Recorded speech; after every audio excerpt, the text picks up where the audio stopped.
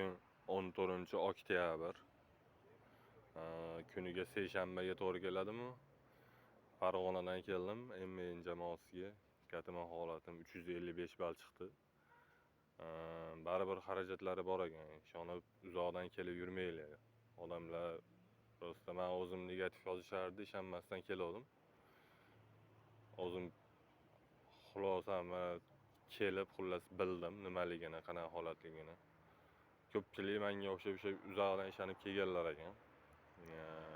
Bu prosta YouTube'da, Telegram'da hamma narsa prosta reklama ekan xolos. Bir so'm to'lovsiz, xarajatsiz da'vatlangan. Prosta bitta men negativ yozish maqsadim yo'q edi, video qilish ham maqsadim yo'q edi.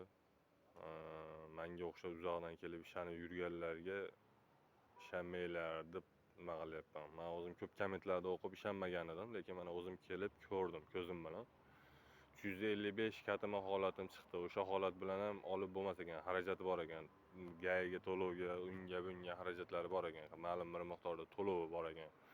Xullas ishonib ovora bo'lib kelib yurmanglar-da, xullas mana. Sizlarga bitta живой maslahat.